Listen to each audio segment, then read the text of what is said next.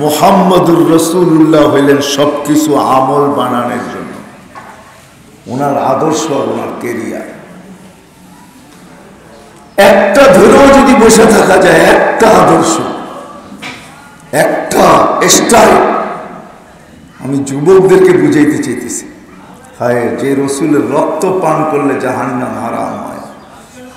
যুবক একটু ভাবো, ওই রসুলের আদর্শ মানলে কি হবে? ওই রসুলের স্টাইল মানলে কি হবে? যার রক্ত পান করার দ্বারা জাহান্নাম হারাম হয়, যার রক্ত পান করার দ্বারা, বুলে যার পেশাব পান করার দ্বারা জাহান্নাম হারাম হয়। উম্মে আয়মান আল্লাহ রসুলের পেশাব বুলে পান করছেন। আল্লাহ রসুল বলছে, উম্মে আয়মান যতদিন বেঁচে থাকবে তোর আর খিদা লাগবে না। উম্মে আয়মানের খিদা লাগে না। আর এক রেওয়ায়াতে আছে, উম্মে আয়মান এই শরীর আর জাহান্নামে যাবে না। যাকে কাছের থেকে দেখলে ভাগ্য খুলে যায়। গাছ দূর থেকে দেখতেছিল, হায় হায়, আজকে তো উম্মত হয়ে আমরা মানি না, অথচ মরা খেজুর গাছ আল্লাহ রসুলের হুকুম মানতেছে। পাঠাইছে আলী রাদিয়াল্লাহু তাআলা আনহুকে, আলী খেজুর গাছকে বলো কাঁচা পাকা খেজুর দিতে। আল্লাহ রসুল বলছে, অথচ খেজুরের সিজনও না। ওই গাছের শাখা পাকাও শুকানো, শুকনা গাছ। যে বলছে আল্লাহ রসুল খেজুর দিতে বলছে, আলী রাদিয়াল্লাহু তাআলা আনহু চাদর ধরতে দেরি, কাঁচা পাকা খেজুর দিয়া চাদর বেড়া দিতে দেরি করে নাই। নিয়ে আসছেন তো বলছে, আলী পাকাগুলা তুমি খাও, কাঁচাগুলা খাও না, তোমার চোখ উঠছে, তুমি কাঁচাগুলা খাও না, তুমি পাকাগুলা খাও। যার হুকুম মরা গাছ মানে আর ধন্য হয়, কাছের থেকে দেখে ধন্য হয়। গাছ দূরে দাঁড়ানো, আল্লাহ রসুল এখানে বসোয়া, গাছ হাঁটতে হাঁটতে মাথার কাছে এসে দাঁড়ায় গেছে। মন বড়ে দেখছে, তারপরে চলে গেছে। ঘুমের থেকে উঠছেন, জাবের রাদিয়াল্লাহু তাআলা জিজ্ঞাসা করছেন, ইয়া রাসূলুল্লাহ, দেখলাম তো, দেখলাম কি দেখলে? ওই গাছটা মানুষের মতো হাঁটতে হাঁটতে আসলো, দীর্ঘক্ষণ আপনাকে দেখলো, আবার চলে গেল, জায়গায় যায় লেগে গেল, বুঝাই যায় না সে উঠছিল, আবার এসে লেগে গেছে। তা আল্লাহ রসুল বলতেছিল, ও দূর থেকে আমাকে দেখতেছিল, মন ভরতেছিল না। আল্লাহর কাছে দোয়া করছে, আল্লাহ আপনার বন্ধুকে একটু কাছের থেকে যাইয়া দেখতে দেন না। আল্লাহ অনুমতি দিছে, এই জন্য আমাকে কাছের থেকে দেখা গেল। আসেন, এই ছোট্ট জীবনটা আমলের জন্য, আর আমল দিয়েই চির জ্ঞানার হওয়া যাবে। ছাড়া কোনো রাস্তায় চির জ্ঞানার হওয়া যাবে না, চির সুখী হওয়া যাবে না, চির সফল হওয়া যাবে না, চির সফলতা অর্জন করা যাবে না। আমল দিয়েই করা যাবে, আমল ব্যতীত কোনো জিনিস দিয়ে করা যাবে না। এই জন্য আমাদের এই ছোট্ট জিনিসটাকে আমলের জন্য, জীবনটা আমলের জন্য, আর সব কিছুকে আমল বানানোর জন্য, সব কিছু যেন আমল হয়। এমনকি কাটা বিদা পর্যন্ত আমি সোয়াব পাই। কাটা বিদলে পেশাব পায়খানা পর্যন্ত আমল হয়। এই উম্মতের পেশাবও আমল, পায়খানাও আমল, ঘরের অন্তরালে বিবির সাথে মিলনও আমল। না আমল না? সোয়াব পাবে না? পাবে না? পরিবার পরিজন পালাও আমল। নাইলে এই হাদিস কেন আসতো? নাফাকাতুকা আলা ইয়ালিকা সাদাকা। তোর পরিবার পরিজনের উপরে যা খরচ করবে সৎকার সওয়াব লেখা হবে। গাছ লাগানো আমল। আল্লাহ রসুল বলছে, গাছের ছায়া, রোটের উপরে মানুষের চলাচলের রাস্তায় গাছ লাগাও, পথিক যে ছায়া নিবে তুমি সৎকার সওয়াব পাবে। ফলের গাছ লাগাও, পশু পাখি যা খাবে তুমি সৎকার সওয়াব পাবে। লাগানোর সময় নিয়ত করো, পথিকও যদি দুই একটা খায়া যায় তাইলে আল্লাহ আমাকে যেন সওয়াব মিলে, তো পথিকও যদি খায় তো তুমি সৎকার সওয়াব পাবে। এমন একটা জিনিস নাই যেটা আমল না। জীবনটা আমলের জন্য, 24 ঘন্টার সবকিছু আমল হয়।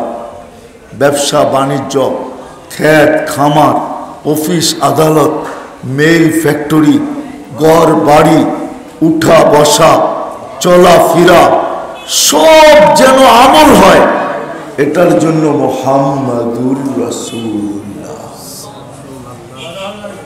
সাল্লাল্লাহু আলাইহি ওয়াসাল্লাম আসেন। আজকের এই মাহফিল সাজানো হয়েছে এই জন্যই, যদিও খতমে বুখারী খতম করা হবে আজকে, কিন্তু আসলে বুখারী রহমতুল্লাহ আলাইহি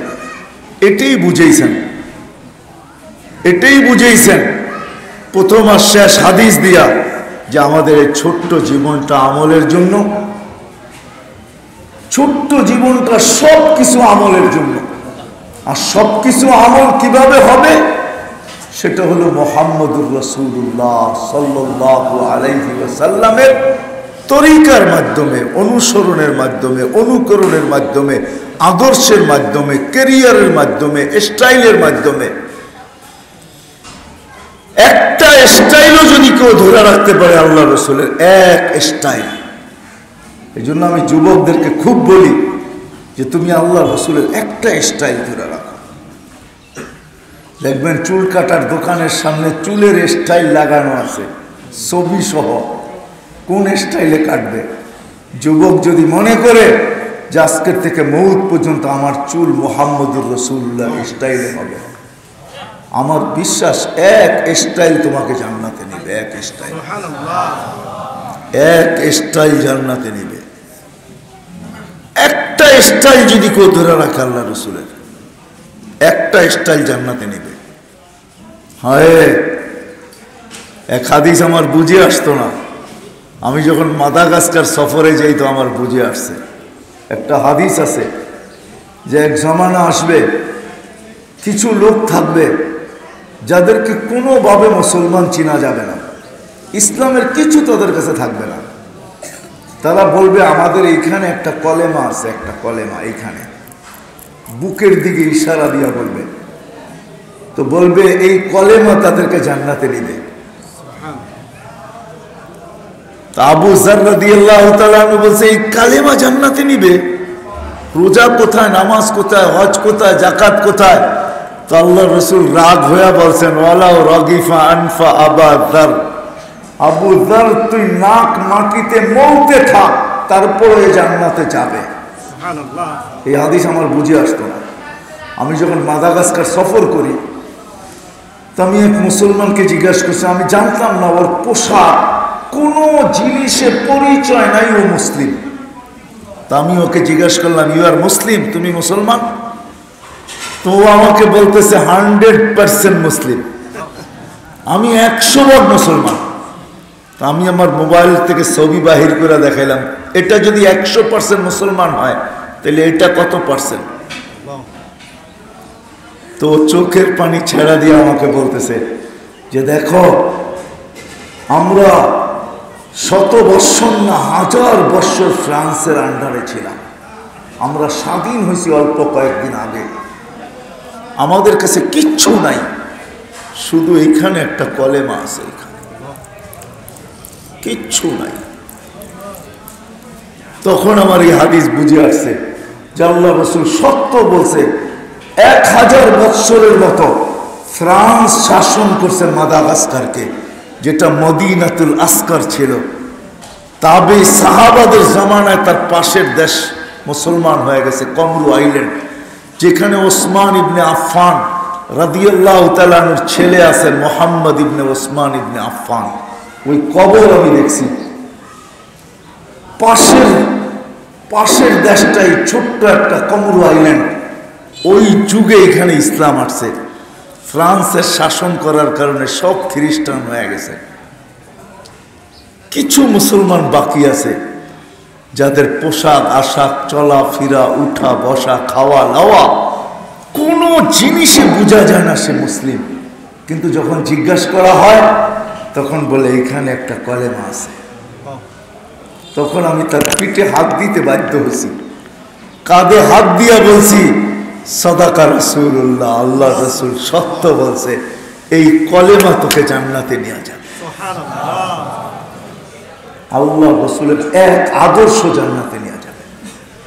এই জন্য আসেন ছোট্ট জীবনটা আমলের জন্য, সবকিছুকে আমল বানানোর জন্য মুহাম্মদুর রাসূলুল্লাহ সাল্লাল্লাহু আলাইহি ওয়াসাল্লাম।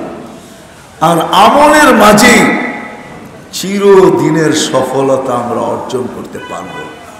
আর না হলে এই দুনিয়ার যে আকাঙ্ক্ষা যে আমি সফল হইতে চাই, 60-70 বছর হইতে পারি যে আমি 60-70 বছর শুধু সফল হব, তারপরে কিন্তু চির সফলতা আমাদেরকে দেখতে হবে, অসফলতা দেখতে হবে, যেটাকে কোরআনের ভাষায় বলে সাকাওয়াত, সফলতাকে কোরআনের ভাষায় বলে সাআদত। এরকম সফলতা হায় হায় হায় হায়। আমি এক ঝলক দেখাইছিলাম যে ফেরেশতা নামতে দেখবে, যখন রু বাহির করবে তো বইলা বাহির করবে ইলা রাউহুন ওয়া রাইহান, চলো শান্তির জগতের দিকে চলো, ইলা রাব্বিন গায়রি গাজবান, চলো রব তোমার উপরে নারাজ না। কবরে যখন রাখবে তো সফলতার ছাপ আল্লাহ দেখাবে। কেমন সফলতা? বলবে ফাফরিসু ফিরাশাম মিনাল জান্নাহ, জান্নাতের বিছনা বিছাও। কবর বলবে, জালালউদ্দিন সুয়ুতী রহমতুল্লাহ আলাইহি লেখেন, কবর বলবে, লুবাবুল হাদিস আলা কাউলিল হাসিস এই কিতাবে আছে, কবর তার কানে বলবে ইদান উহাব্বিলু লাকা বাতনি খাদরা, আমি অপেক্ষায় ছিলাম তুই আমার পেটে কবে আসবি, এখন আসছিস, তুই দেখবি আমার পেট কিরকম সবুজ আর শ্যামল। ইদান উহাব্বিলু লাকা বাতনি খাদরা, আমার পেটকে আমি তোর জন্য সবুজ শ্যামল করবো। ওয়া ইউহাব্বিল জিসমাকা নূরা, তোর শরীর নুরানি হবে, নুরানি, আলো আর আলো, আলো আর আলো। ইয়াসআদ রূহুকা ইলাল্লাহ, তোর রূহ আল্লাহর সান্নিধ্যে চলে যাবে। আল্লাহ বলবে ফাফরিসু ফিরাশাম মিনাল জান্নাহ ওয়াসিউ মুনতাহা নাযরিহি, যত দূর দৃষ্টি যায় প্রশস্ত করো। আরসিলু রিহাম বারিদান মুতা আফতাহু লাহু 70 বাবান ইলাল জান্নাহ, জান্নাতের দিকে 70টা গেট খুলে দাও। আরসিল রিহান বারিদান মুতাইয়িবা, ঠান্ডা সুঘ্রাণ যুক্ত বাতাস পাঠাও, এমন ঠান্ডা না যে কম্বল লাগে, আবার এমন না যে গরম লাগে, এমন পাঠাও যে ছোঁয়া লাগতে দেরি, ঘুম যেন আসতে দেরি না হয়। নাইলে এই শব্দ কেন আসবে? নাম কানাউমাতিল আরুস, নতুন দুলার মতো ঘুমাও। প্রথম রাত্রে যারা বিয়ে শাদী করছে, বুড়ারা তো করেই নেই, মনে হয় এরা তো বুঝবেই না, ঠিক না? কি কোন বুঝবেন আপনারা? প্রথম রাত্রে তো দুজনেই ঘুমায় না, ঠিক না? শেষ রাত্রে ঘুম শুরু হয়, ঠিক না? কি কোন? তো 9টা-10টার দিকে দাদি নানি আইসা ধাক্কায় উঠায়, উঠ আর কত নাস্তা খাবি না? আল্লাহ আমাদেরকে এরকমই ঘুম পড়ায় দিবে। কিয়ামতের দিন সকালে ফেরেশতা উঠাবে, কুমিয়া ওয়ালি আল্লাহ, ওঠ আল্লাহ বলি। চোখ ডলতে ডলতে উঠবে আর বলবে কাঁচা ঘুম, কাঁচা ঘুম। তো ফেরেশতারা বলবে 30,000 এখনো কাঁচা, পাকবে কবে? 30,000 বছর ঘুমায় ফেলছে, এখনো কাঁচা। আর ঘুমের থেকে উঠলেই কিন্তু অনুভব হয় পেশাব, পায়খানা, খিদা। তো উঠার পরে জিজ্ঞেস করবে কি করবো? কয় তাহতা আরশির রহমান, সিধা আল্লাহর আরশের নিচে যাবে। সফলতা এইটার নামই আল্লাহ 7টা গ্যালারি বানায় রেখা দিছে আরশের নিচে। সাবআতুন মানে কি? 7টা গ্যালারি, 7 সম্প্রদায়। যুবক তো জানে না তার জন্য কি গ্যালারি বানানো আছে, সুপার ডিলাক্স গ্যালারি বানানো আছে, সুপার ডিলাক্স। হ্যাঁ, আমি তো বলি আরশের নিচে হবে 7 ধরনের মেলা, আর বাহিরে হবে হিসাব কিতাবের খেলা। আরশের নিচে 7 ধরনের মেলা বসবে। যুবকদের মেলা ভিন্ন, মসজিদের দিল লাগানো আলাদের মেলা ভিন্ন, অমুকের মেলা ভিন্ন, তমুকের মেলা ভিন্ন। এক রেওয়ায়েতে আমি পাইছি, সহিহ যায়িফ এটা না যে গরমের দিনে যারা রোজা থাইকা দিল শুকায়া ফেলে, কিয়ামতের দিন আল্লাহ তাদেরকে ইফতারি করাবে, ইফতারি। আল্লাহ জানে ওই পেঁয়াজুতে স্বাদ কিরকম হবে, ওই বেগুনির মজা কিরকম হবে, ওই বুটার মুড়ি ভর্তা আল্লাহ জানে কিরকম হবে। কি দিদি খাওয়াবে? আল্লাহ যেমন আইটেম এমনই হবে, ঠিক না? কি বলেন? আল্লাহ যেমন। আমি তো চিন্তা করি আমাদের বাংলা একটা প্রবাদ বাক্য আছে, হাতের যশ। হাতের আছে না নাই আপনাদের দেশে? কিছু মা বোনদের আছে হাতে যশ, খানা যেমনই পাক করুক মজা হয়, ঠিক না? আচ্ছা, যদি মা বোনদের হাতে যশ থাকে, যখন আল্লাহ বান্দাকে পান করাবে তখন ওই হাতের যশ লাগবে তো লাগবে কিরকম? হ্যাঁ, আল্লাহ তো নিজেই বলতেছে সাকাহুম রাব্বুহুম শারাবান তাহুরা। 6 দিন 2 বারও পান করবে, খাদেমরা পান করায় দিবে বা নিজে পান করবে। 7ম দিন আল্লাহ দাওয়াত খাবে, প্রতি 7ম দিন আল্লাহ আমাদেরকে দাওয়াত খাওয়াবে। কি খাওয়াবে? তা আল্লাহ বলবে দাওয়াত আমার, পানীয় আমি পান করাবো। তা আল্লাহ নিজে কুদরতি হাত দিয়া পান করায় দিবে। তা আল্লাহর হাতের যশ ওই গ্লাসের ভিতরে লাগবে তো লাগবে কিরকম বলেন? আল্লাহ পান করাবে। এটার নাম হলো চিরকামিয়াবি। চিরকামিয়াবি এটা। এটার জন্যই ছোট্ট জীবনটা আমল দিচ্ছেন, আমলের জন্য। আর সবকিছু আমল হোক এটার জন্য মুহাম্মদুর রাসূলুল্লাহ সাল্লাল্লাহু আলাইহি ওয়াসাল্লাম, ওনার ক্যারিয়ার, ওনার আদর্শ, ওনার লাইফ স্টাইল। এই জন্য যুবকদেরকে আমি বলবো, ছাড়ো, ছেড়ে দাও। 3 মিনিটের গানের পিছনে তুমি পাগল। জান্নাতে গান হবে 40 বছর টানা।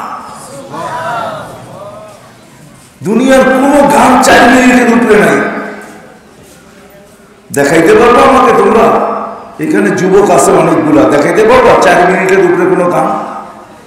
দুনিয়ার কোন গানের আসল ছন্দ 4 মিনিটের উপরে নাই। তুমি কইবা এটা তো 10 মিনিট, এটা তো 15 মিনিট, ওটা হলো করতে করতে কাটায়া দিছে 7 মিনিট। শুধু গান হইল 3 মিনিট। আমার চেয়ে বড় বড় সিঙ্গার তোমরা দুনিয়াতে দেখো নাই। আমার চেয়ে বড় বড় সিঙ্গার দেখো নাই। আল্লাহ আমাকে দুনিয়ার বড় বড় সিঙ্গার দেখাইছেন। বিশ্বাস হয় না তোমাদের? বড় বড় সিঙ্গার দেখাইছেন আমাকে আল্লাহ। যুবকরা বুঝবে, তোমরা দুনিয়ার কয়জন রেসলার দেখছো? তোমরা ছবিতে দেখছো রেসলার, ঠিক না? আল্লাহ আমাকে দুনিয়ার এরকম কোন রেসলার নাই সামনে থেকে না দেখাইছে।